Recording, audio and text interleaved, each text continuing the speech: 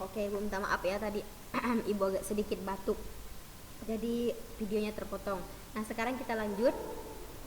Selanjutnya 2 itu amanat tersirat. Nah amanat yang tidak disampaikan secara jelas dapat melalui ungkapan ataupun kiasan. Nah ini dia contohnya. Nah di sini ada kutipan cerpen. Nah amanat pada kutipan cerita tersebut itu apa? Ya kalian baca dulu. Kutipan cerpen ini membahas tentang apa? Nah di sini dia membahas aku gadis normal layaknya yang lain. Tanpa satu kaki bukanlah kaki. Nah ini penghambat untuk meneruskan segala mimpi yang ingin aku capai. Aku bisa menjalani semuanya. Aku bisa menghirup udara pagi. Ya walaupun hanya di kursi roda. Jadi amanat dalam kutipan cerita tersebut kalian tentu tahu ya apa amanat yang terdapat dalam kutipan cerpen tersebut. Ya, nah ini adalah amanat yang tersirat.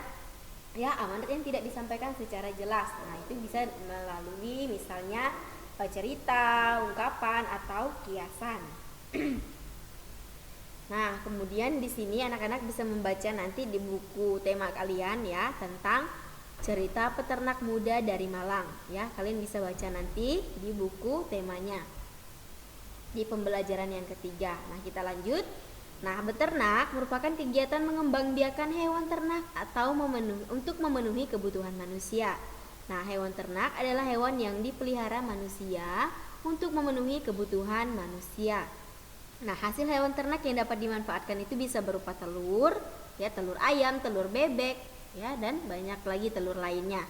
Daging, ya, susu dan kulitnya. Jadi pemanfaatan tersebut tergantung dengan jenis ternaknya, ya.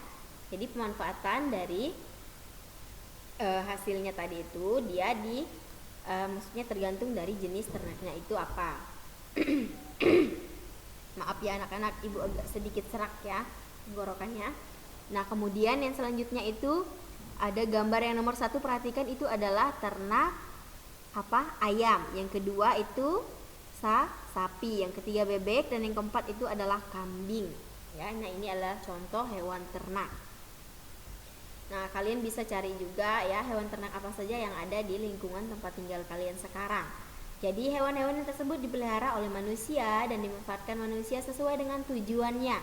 Para peternak berusaha agar hasil peternakannya memiliki kualitas yang baik. Nah, tentunya harus diberikan makanan, minuman yang sehat ya, agar hewan ternak itu tadi bisa memiliki kualitas yang baik. Keahlian apa yang dibutuhkan agar usaha peternak dapat menghasilkan hewan ternak yang berkualitas?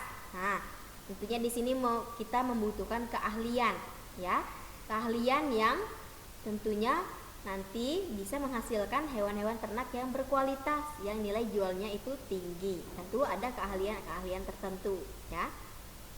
Nah, selain beternak, kegiatan pertanian merupakan kegiatan yang paling banyak dilakukan masyarakat Indonesia.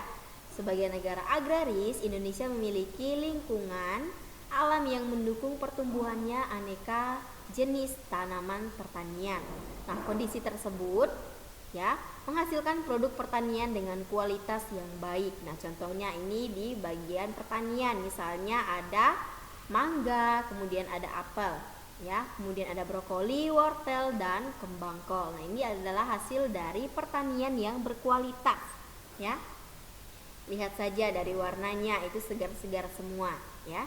Jadi di sini dibutuhkan keahlian bagaimana nanti hasil dari pertanian kita tersebut bisa menghasilkan kualitas yang baik, kualitas yang tinggi, seperti itu. Kemudian tumbuhan dapat tumbuh subur jika dirawat dengan baik. Selain perawatan, tumbuhan juga memerlukan lingkungan yang sesuai. Nah, jadi anak-anak itu tadi materi yang kita pelajari di tema 6, subtema 1 pembelajaran yang ketiga. Nanti anak-anak bisa catat materi-materi penting yang sudah Ibu sampaikan hari ini ya di buku catatannya seperti biasa. Nah, kalau tidak ada pertanyaan, kita cukupkan dulu sampai di sini ya. Ingat lagi protokol kesehatan yang harus dipatuhi di kelas ya. Nah, oke, sebelum kita mengakhirinya, kita akhiri dengan doa dulu.